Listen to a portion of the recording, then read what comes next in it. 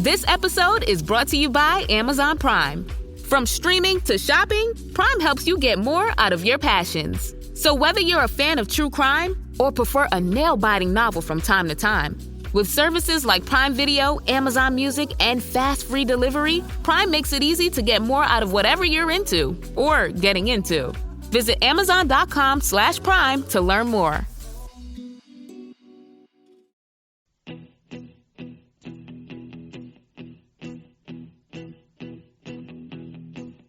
When I wake up, well, I know I'm gonna be the man who wakes up next to you. When I go out, yeah, I know I'm gonna be the man who goes along with you. If I get drunk. All right, Sooner Nation, it is our final time together before Oklahoma takes the field to kick off the 2025 college football season. So let's kind of set the table for this final episode of the week. If you're an Oklahoma fan, we've talked about it. You already know what that 2024 season felt like. It wasn't just disappointing. In many ways, it was confusing. I mean, for the first time in years, Oklahoma looked like a program that was in search of an identity. 6 wins, 7 losses, an offense that sputtered way more than it sparked, and a defense that, they flashed, but also they couldn't finish the job on their own outside of Kip Lewis at Auburn. In the background of all of this, you've got the noise, right? You've got the transition to the SEC. You've got the pressure that begins to mount on Brent Venables. You've got the endless debates, is what it seemed like, about whether Oklahoma still belonged in that top tier of college football. But now, here we are, 2025. A new season, a new roster, a new chance. And the truth is, this feels like one of the most pivotal years in the modern history of Oklahoma football. Because Oklahoma, they're not just trying to bounce back from a down season. The Sooners are trying to prove that they can stand toe-to-toe with the best that the SEC has to offer. I mean, week in and week out, they're going against a conference that many people don't feel like Oklahoma belongs. And that's a very different reality from the Big 12 days, right? I mean, there were cupcakes on that Big 12 schedule. We have not seen those on Oklahoma's schedule here in year 2 of the SEC. There are no more soft landings. Every Saturday in this conference really is a street fight. And when you look at this team, it's not hard to see why there's cautious optimism. Brent Venables and his staff, they attacked the transfer portal. They brought in not just depth, but they brought in what we believe are real difference makers. They hired an offensive coordinator in Ben Arbuckle, whose system is designed to create that tempo that Oklahoma fans are used to. They create spacing, and most importantly, it should create points. And then maybe the key piece to that puzzle was quarterback John Mateer, a guy who's not a project. He's not just potential, but he's already proven himself to be one of the most productive playmakers in the entire country. But here's the thing. Man, as much as we want to talk about Mateer or Arbuckle or the big names, the reality is this. Oklahoma's success in 2025 is going to come down to reliability.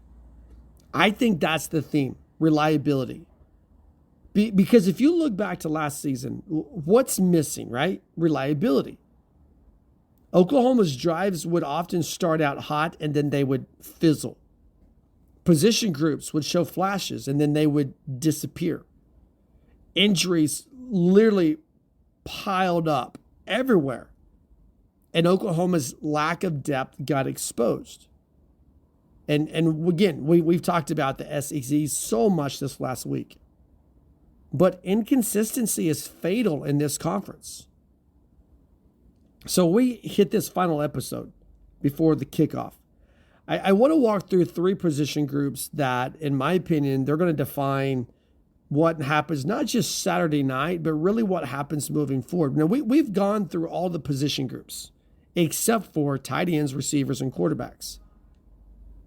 I saved those for last, when those save the best for last type things. But each of these groups, they've kind of got their own story. They've kind of got their own baggage, and they each have their own set of expectations. But I think looking back at 2024 and then flashing forward to 2025, each one of these groups ties back into that theme of reliability.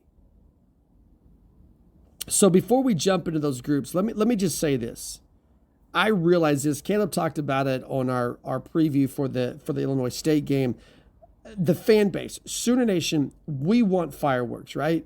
We want Oklahoma to look like Oklahoma again. We want that program that produced, Heisman Trophy quarterbacks. And we want the program that could hang a half 100, as Switzer used to say. And maybe that's coming, right? Maybe this offense finds its rhythm under Arbuckle and Mateer. But what Oklahoma really needs, it's not 50 points. The first thing we need to see from the Sooners on Saturday night is we need to see balance. We need to see stability. Those two things are the foundation that can hold up over the course of this conference schedule. And that's why I believe these three position groups that we're going to talk about in this episode, the tight ends, for example, they don't need to be stars. They just need to be steady. They need to block. They need to contribute in the red zone. They need to not be a liability. The receivers, they don't need to be that 2019 LSU group that we saw. They were just so ridiculous, right? But what this group needs to be for Oklahoma in 2025, they need to show up every Saturday. They need to be tough. They need to be consistent. And quarterback, Mateer doesn't need to win the Heisman. He needs to be steady. He needs to right this ship, and he needs to be the leader that the program has been missing. So that's what we're heading into for this episode. We're going to start with the tight ends. It's a group that's been rebuilt in really kind of unusual ways and maybe surprising. We're going to go on to the receivers, maybe the one of the biggest swing factor in the roster from 2024 to 2025. And then lastly, but not least, we'll talk about quarterback, because at the end of the day, that's the position, especially in Norman, that's been the highlight, the heartbeat of this program. So hang out with me because by the end of this breakdown, I think we're going to see the same. You're going to see the same thing that I do. That Oklahoma football in 2025, it's not about flash, it's about function. It's about building a reliable offense to match a physical defense. And if Oklahoma can find that balance, I really do. I think this is a chance, a team that has a solid chance here in the SEC. This is the Sooner Nation podcast. Please do me a favor. If you like the podcast, if you like what we're producing, go ahead and subscribe wherever you're listening from. Also, make sure you check us out online at heartland-sports.com. Empower. Tim collects bobbleheads. A lot of bobbleheads. Baseball bobbleheads, race car bobbleheads, little chihuahua bobbleheads. He's got an entire room strictly for bobbleheads. Does he need them? No. Is his wife mad about it? A little. But Tim works with Empower, and he got good at money, so he can be a little bad. Ooh, horse bobblehead. Classy, Tim. Empower. Invest well, live a little. Start today at empower.com. So let's jump in here to these tight ends. This is most of the offense, a room that's been completely overhauled. This is for Oklahoma fans, I think, and the team as well. This is a room that's been a source of frustration over the last few seasons, right? Production has been inconsistent. Injuries have piled up everywhere. And honestly, I think there's been more talk about what could be than what actually is. That's why during the offseason, it kind of felt like you're hitting a turning point. The staff had a decision to make, right? Go big in the portal and grab an established SEC-ready tight end, or take a more of a developmental swing with transfers and internal moves. And it's pretty clear which way they went, right? This group heading into week one is a mix of veterans, newcomers, and one very intriguing position switch. So let's break all that down, right? First of all, the headline here is Jaren Kanak. If you've followed Oklahoma the last few years, you know that name, but not from the offensive side of the ball. Kanak has been a linebacker ever since he arrived in Norman. And not just a guy that adds depth either. He's played. He played in 39 games since the 2022 season. Now, his best year was 2023 when he racked up over 60 tackles to go along with a couple of quarterback sacks. So this is a guy who knows how to play. He knows how to make things happen when he's on the field. But you look at that linebacker room and it's stacked, right? At his position, you got Kip Lewis, you got Kobe McKenzie, you got Sammy Omashigo. And so because of that, and because of the playmaking ability that Kanak has, you got to switch here from linebacker to tight end. Now, if you've played the game, you know this. Switching positions, it's never easy. It's never easy. But here's the thing. Coaches say that Kanak has taken it to, he's been so well with it. And if you look at his body size, he's not bad, right? 6'2", 233 pounds. He has the tools, physical tools, to be a good blocker. Now, we knew about his hands. If you watch high school film on him, if you watch him play defense, you know he's got good hands. So much so, though, that when this depth chart dropped for week 1, it was Kanak who was listed as the starting tight end. I think that says a lot about his athleticism. I think it says a lot about the way he worked in the film room. And really, it could say a lot about the state of this position group overall. But you got guys like Will Higgins, right? He's probably going to be the wild card in this group. This time last year, he was playing Division II football, and now he's in line to be a contributor on this program. I mean, this is one of those life comes at you fast type moments, right? Huggins has the size and the playmaking ability to compete right away. And by all accounts, he's embraced this challenge. Now, what stands out the most about Huggins isn't just his on-the-field work, but the way he talks about the room. Now, he says this group of tight ends, that's the closest group on the team, and that speaks volumes. That's the camaraderie he says, not our words, his words, that camaraderie has made everyone in this group better. And that's so, so important because when you've got this much turnover in a single position group, what really can be a difference between a glaring weakness and a surprising strength is unity. And that includes guys like Carson Kent, another transfer addition. He came out of Kennesaw State. Now, he, along with Huggins, represent the type of, the under-the-radar recruiting Oklahoma opted to go for this offseason. Not a big name in the portal, not players with massive experience like on the SEC level, but these are upside pieces who can compete, who can develop, and hopefully thrive in Ben Arbuckle's system.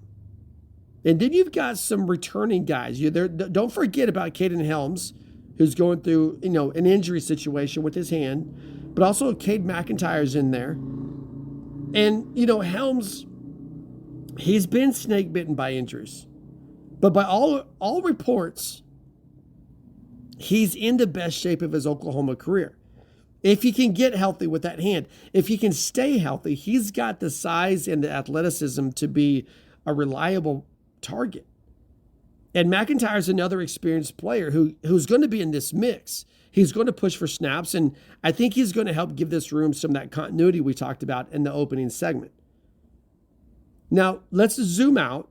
What is fair? What's the actual expectation for this group in 2025? And I think the truth about this is it's probably a little bit complicated.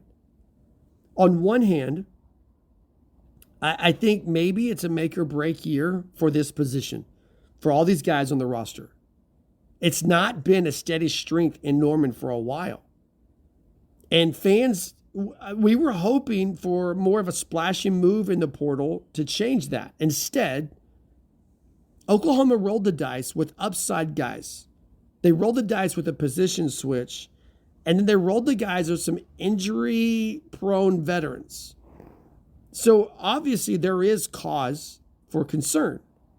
And that's fine. I mean, I think that's normal. I think that's expected. But on the other hand, let's talk about the system, right? You've got a new offensive coordinator in Ben Arbuckle, and it's not a secret what he did at Washington State. His scheme is not a secret. The tight end isn't exactly a high volume role within the Arbuckle system.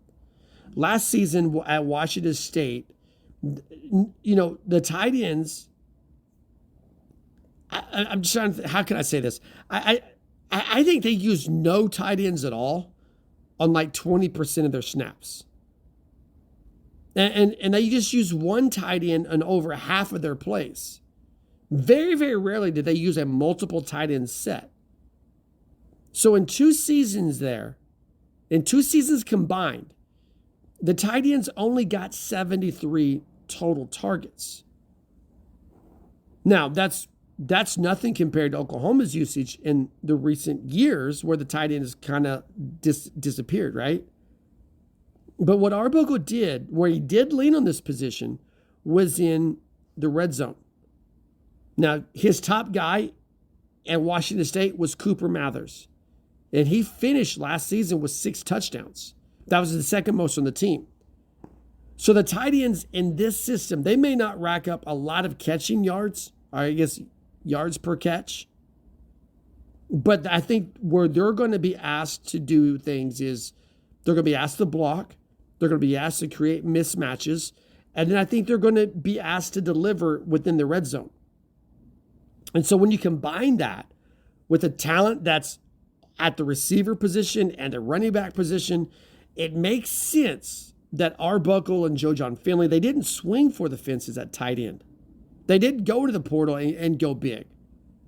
They just need this group to be functional, to block well, to chip in as reliable role players, and then maybe sneak in some touchdowns when the defenses are focused elsewhere. Now, if you listen to our podcast from Thursday where we previewed this Illinois State game, I'm on record saying I believe Jaren Kanak catches our scores from the tight end position on Saturday night.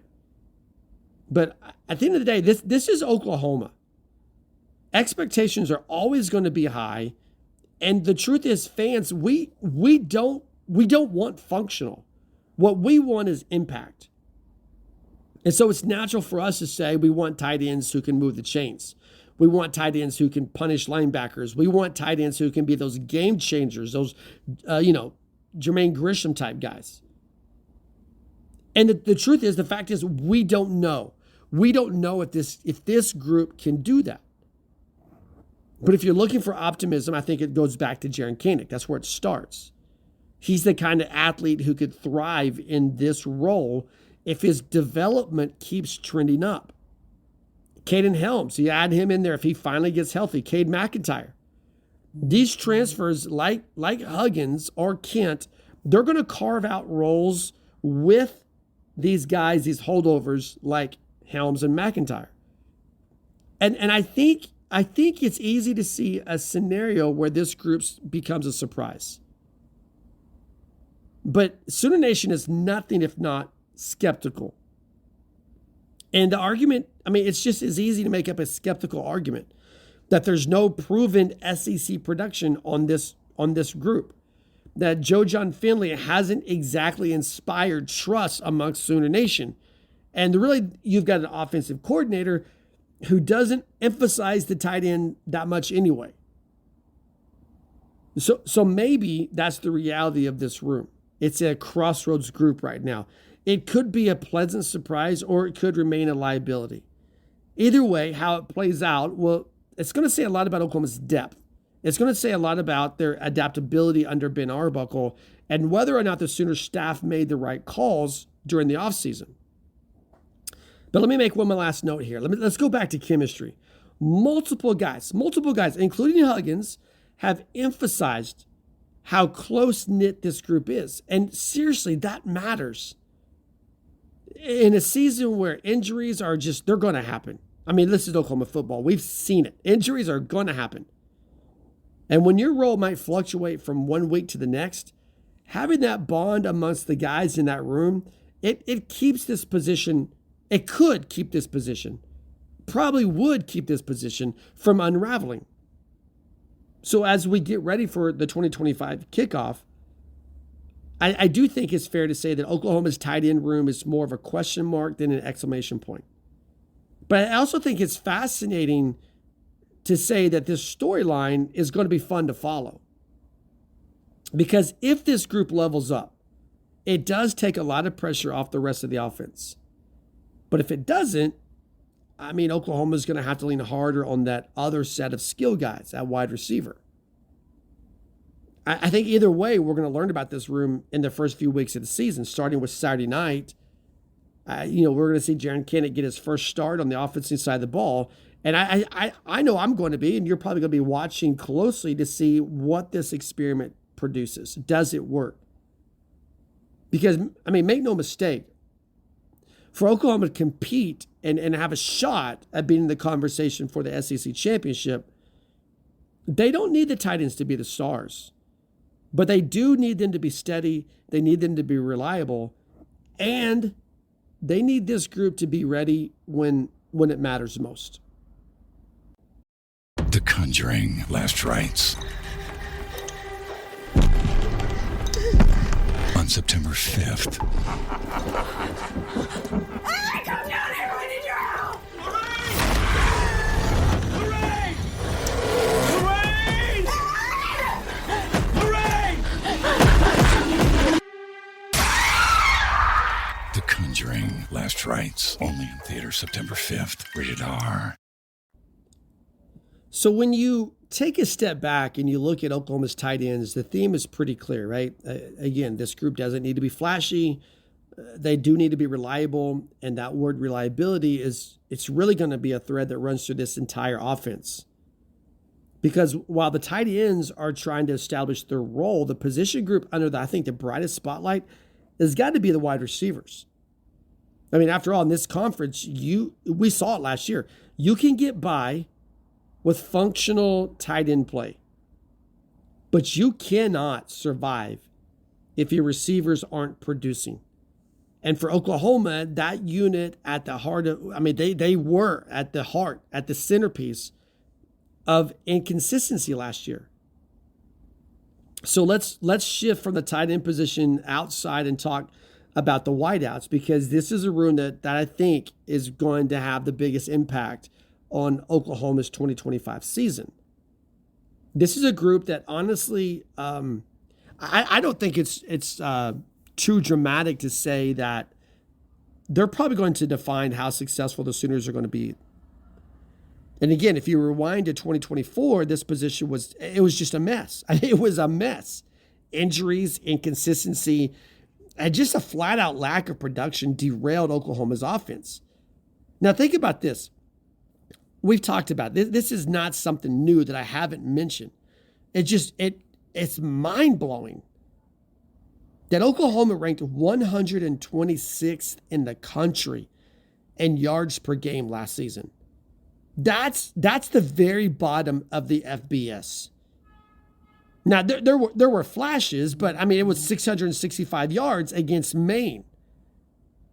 But then the next week, it wasn't like that. When this is a program that barely cracked 220 yards against Tennessee or Texas, and that's the exact definition of inconsistency. And I think no unit felt more that inconsistency. No unit felt that more than the receivers. Do you remember that at one point late in the season? It was the Alabama game, right? Well, really, there was multiple points. Missouri, you've got 5 wideouts that they're not available. 5. That's not just bad luck. That's the nightmare scenario. And it forced Oklahoma really into scramble mode when it came for the transfer portal, essentially to reset this position from scratch. Now, here we are, 2025. You've got 6 receivers from last year's roster that are just gone. You've got 5 new transfers that have come in, and then you've got a blue chip freshman waiting in the wings. This is a completely new room. So the question is, will this be a strength? Or is this going to transition back to just be a frustrating sore spot that we saw in 2024? And I think, you start with the new face, the guy who's already won over the coaches, right? Isaiah Sategna.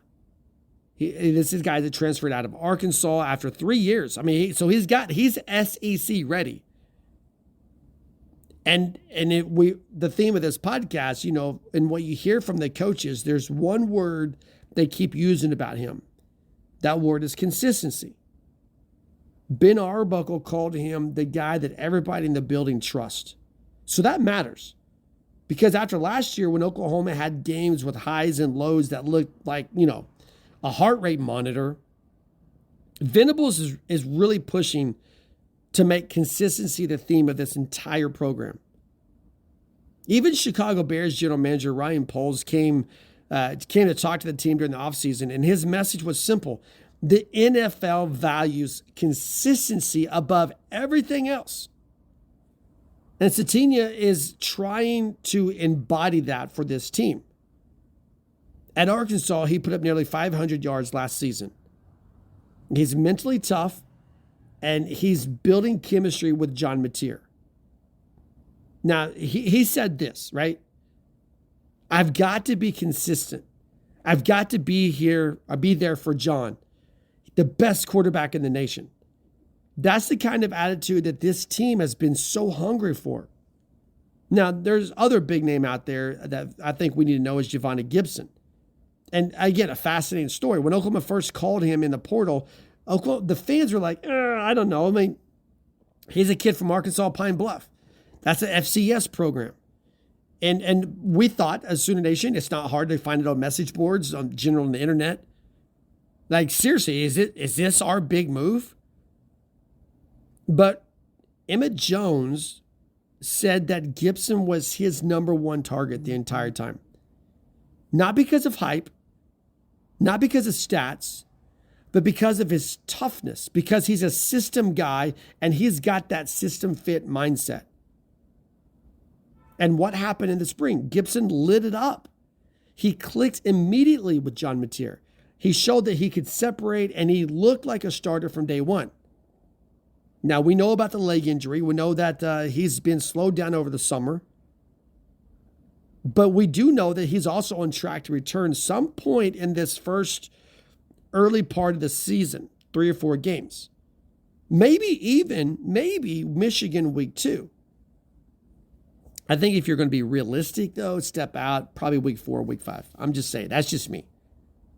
But when he's back, he's going to add something that this group desperately needs. A physical, no-nonsense, blue-collar receiver who's not afraid just to go out there and grind. Now, we've talked about wild cards a lot with our position groups, and I think when you look at this, I mean, Deion Burks, I mean, some of those other names, but maybe Elijah Thomas. Maybe that's your wild card. Maybe it's the true freshman. Now, I get it. I mean, he hasn't played a single college snap, but there's so much buzz around him, and it's electric.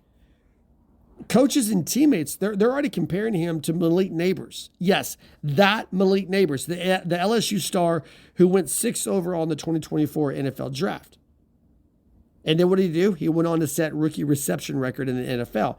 That's not a comparison that you throw around lightly. But apparently, Thomas has earned it. As a high school senior, he racked up 1,800 yards and 26 touchdowns. Just his senior year. That's video game numbers.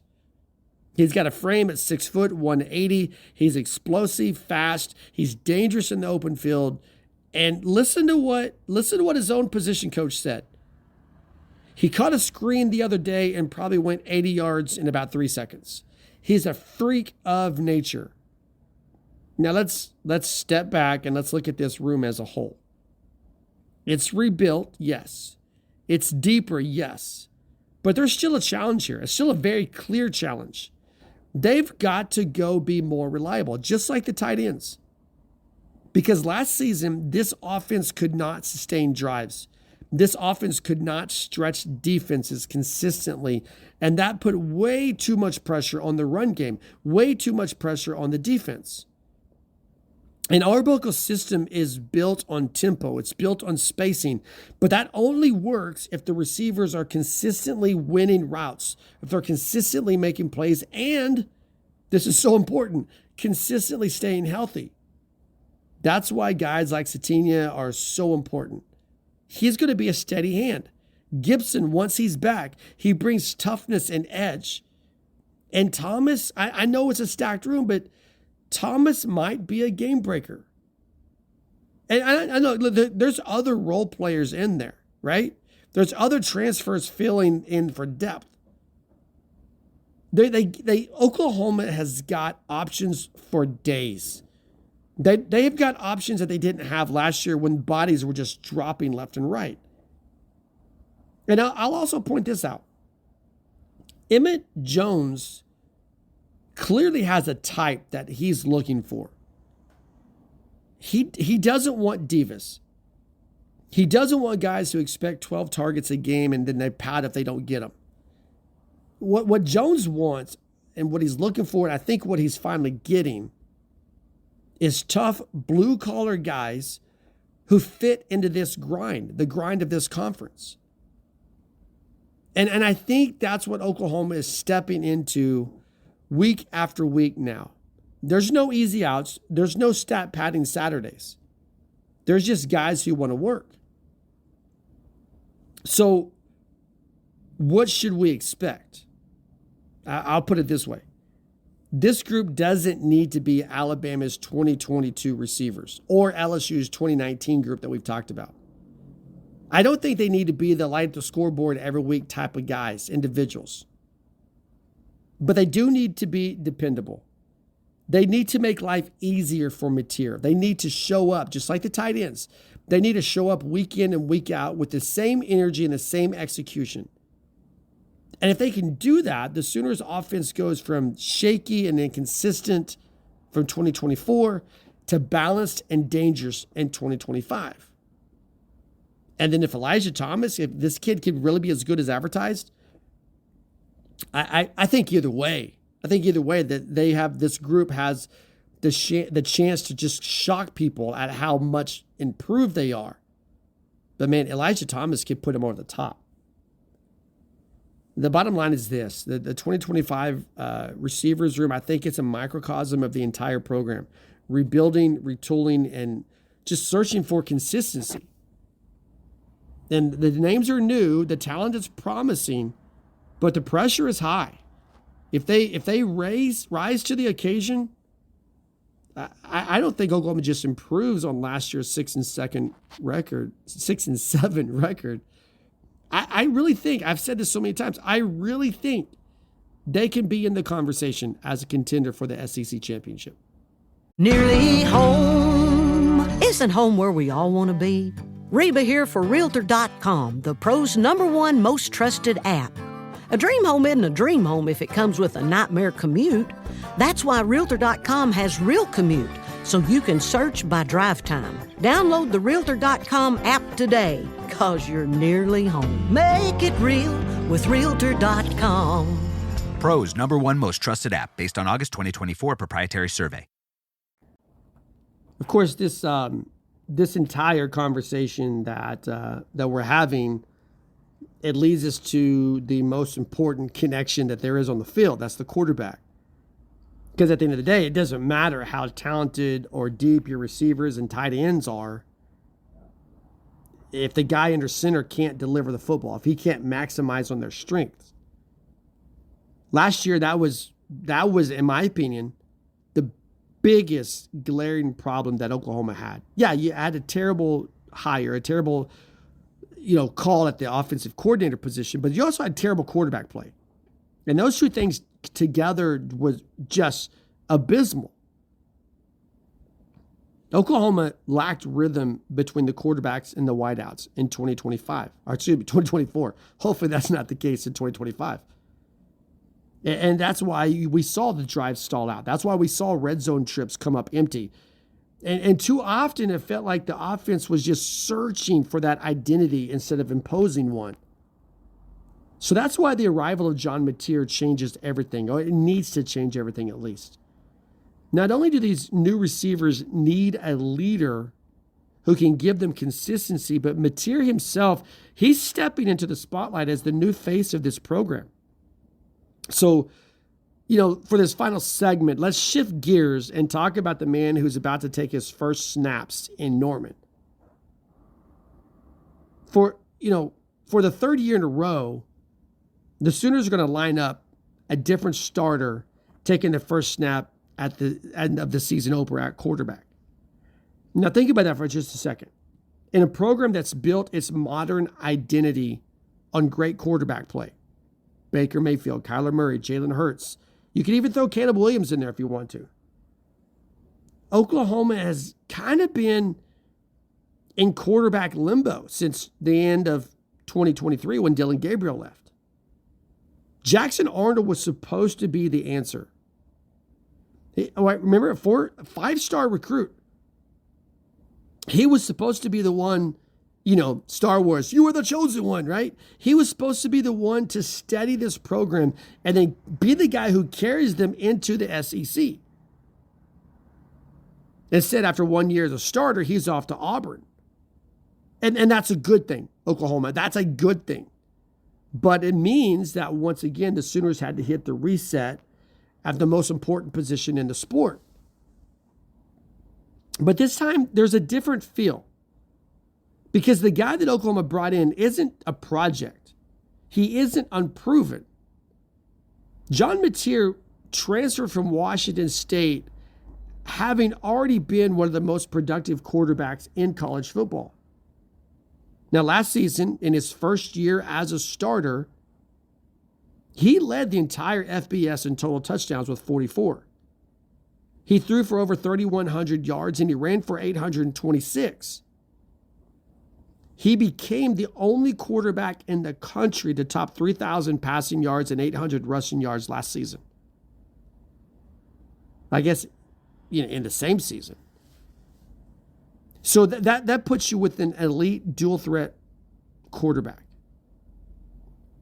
And he did it in the same system. This is why you should be buying in right now.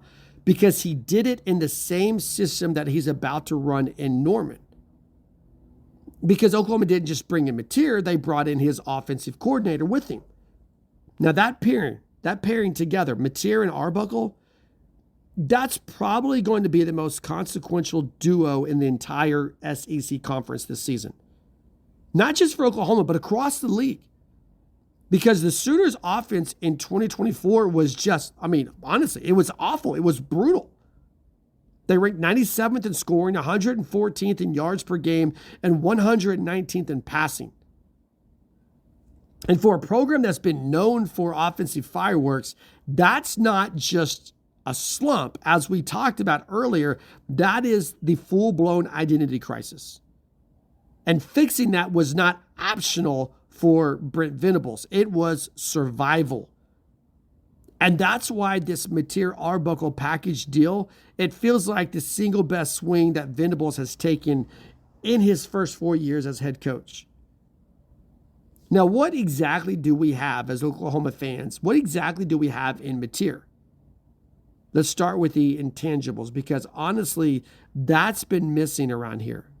Leadership. Last year's team felt just rudderless, right? They didn't know where they were going on offense. And the quarterback room was a big reason why. But since the moment Mateer arrived back in December, players have gravitated toward him. He was named one of Oklahoma's 7 full-time captains for 2025. That doesn't just happen by accident. That comes through respect. That comes through buy-in. Venables even said that Mateer turned down more lucrative NIL offers to be other places, but instead he's at Oklahoma. Why? Because he believed in Arbuckle. He believes in this program, and he wanted to compete in the spotlight in the SEC. That matters, because he's not here just to pad stats. He's here to win football games. But then again, also there's the skill set. He's what I would call a true triple threat quarterback. He can throw it. 29 passing touchdowns on nearly 65% completions last year. He can scramble when plays break down. And he can run design quarterback runs, just like a tailback. I mean, this dude, 178 carries, 15 rushing touchdowns. The best rushing season a quarterback has ever had at Washington State. And SEC coaches who have studied him, they've all said the same thing. He's fearless. He plays with moxie. He doesn't rattle when protection breakdowns. He just finds a way to make plays. And after having gone through the Jackson Arnold experience, who is now fully Auburn's problem, man, that just sounds so enticing as a fan. Now, of course, there is the other side of that coin, because fearless play also means he's the guy that's going to take hits. He's going to take a lot of them. And one SEC defensive coordinator said straight up, he runs like a running back. The question is, can his body hold up in this conference? And that's fair, because Mateer's not huge, 6'1", 200 pounds. And in this league, with these defensive lines, taking 15 to 20 hits a game, I don't believe that's a sustainable formula. So Arbuckle and this coaching staff, they're going to have to, strike balance, if you will. Let him use his legs as a weapon, but keep him upright enough to survive 12 weeks of this gauntlet. But here's the thing. When you ask coaches who have actually faced him, the consensus is clear. This dude, this is a legit guy. One coach told ESPN he's the type of guy who can change your entire culture. And that's exactly what Oklahoma needs. Think about it. The Sooners didn't just need a new quarterback. They needed someone to restore confidence. They needed someone to reset the tone after last year's collapse. And early returns suggest that Mateer is doing exactly that. So once again, let's zoom out, right? Let's zoom out and put Mateer in context nationally. CBS Sports ranked him as the number 9 quarterback in the country going into this season. That's 5th amongst SEC signal callers. He's behind Garrett Nussmeier. He's behind Arch Manning, which I don't believe is fair. He's behind Lenore Sellers, DJ Lagway. Again, I don't think that's fair. But again, I mean, altogether, though, that's elite company. And more importantly, he ranked ahead of a lot of big names. The guy at Ole Miss, Austin Simmons. Alabama's Ty Simpson. You know, there are big names out there that he's ahead of. And for a guy who was just barely on the radar a year ago, that is just a huge meteoric rise. And it's not just hype either. Because we've talked about Arbuckle's offense at Washington State last year. This is a group that averaged nearly 37 points per game and over 440 yards.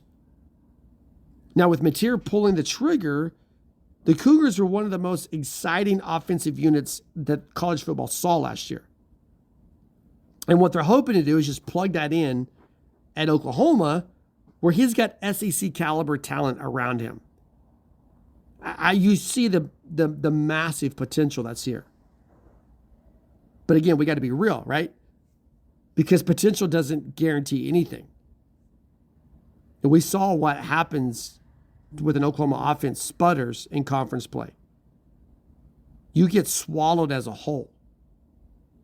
So what does Mateer actually need to do this fall? Here's how I see it. He doesn't have to be Caleb Williams. He doesn't have to be Kyler Murray. He doesn't need to be a Heisman Trophy guy. What he needs to do is stabilize the offense. He needs to convert on third downs. He needs to finish drives in the red zone. Basically do the things that Jackson Arnold was incapable of doing.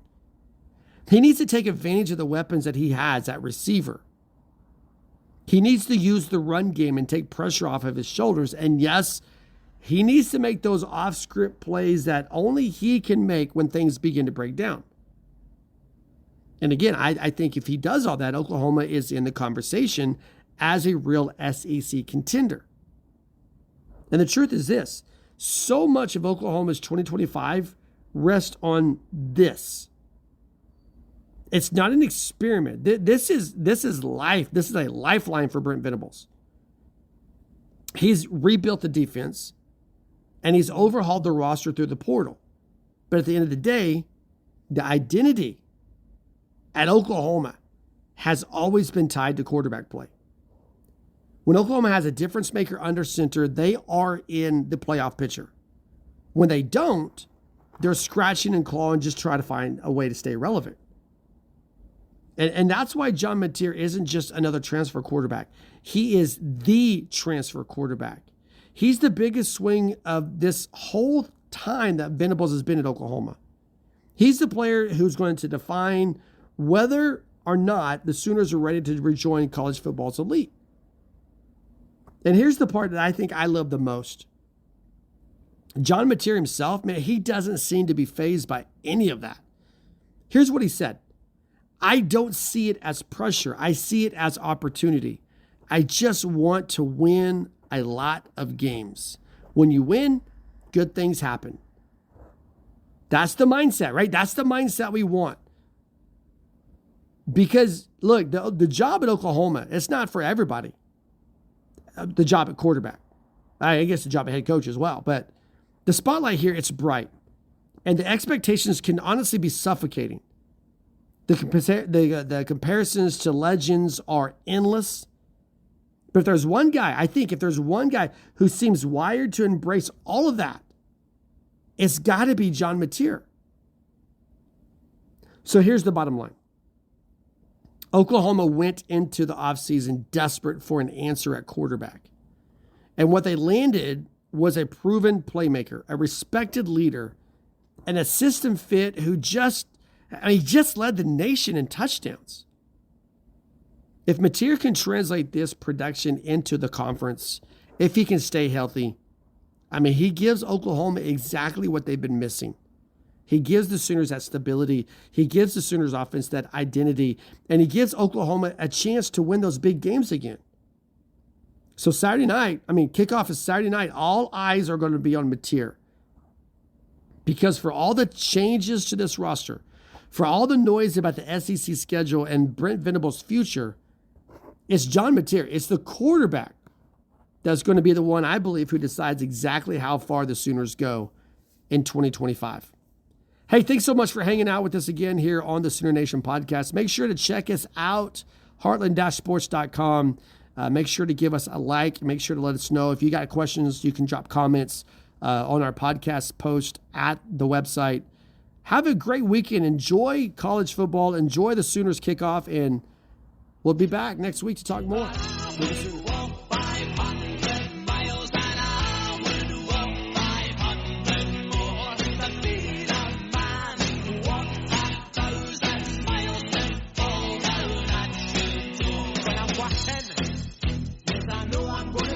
I'm gonna be the man who's working hard for you.